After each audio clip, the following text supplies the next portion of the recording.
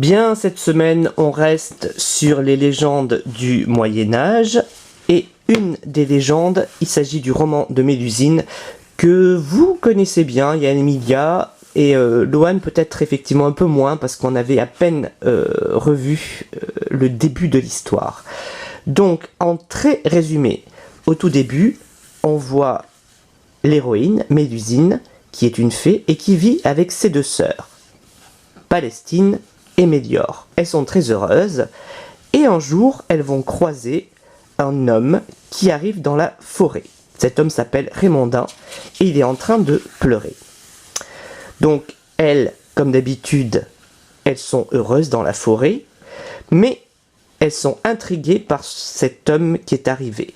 C'est Mélusine qui va s'approcher de lui et qui va lui demander pourquoi il est en train de pleurer. Alors, en fait, il est en train de pleurer, là il va lui expliquer, voilà.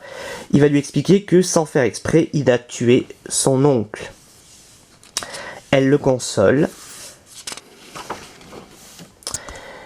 Et donc, Raymondin et Mélusine vont tomber amoureux et vont se marier avec un prêtre. Et pendant le mariage, qui durera 7 jours, on voit que c'est la fête, on voit les deux sœurs de Mélusine qui sont heureuses, et on voit un homme en train de faire de la musique.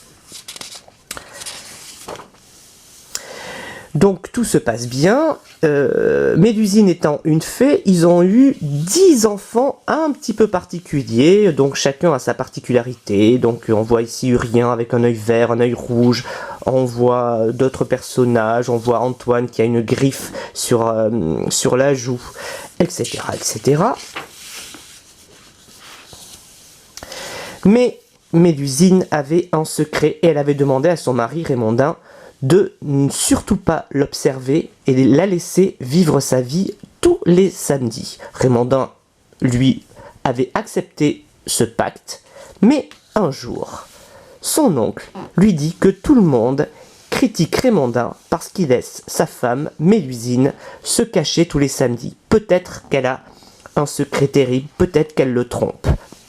Au tout début, Raymondin ne veut pas le croire, mais à force d'insister, il finit par regarder par un trou à la porte de la salle de bain de Mélusine pour découvrir le secret de sa femme, alors qu'il avait promis de ne pas le faire. Et là, stupeur, il découvre que Mélusine a une immense queue de serpent.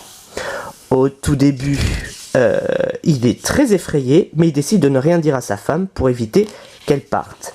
Hélas, un jour, pendant une fête, il se dispute avec Mélusine et lui avoue connaître son secret.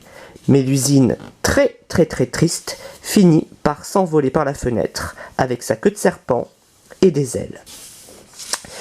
Et voici pour l'histoire de Mélusine.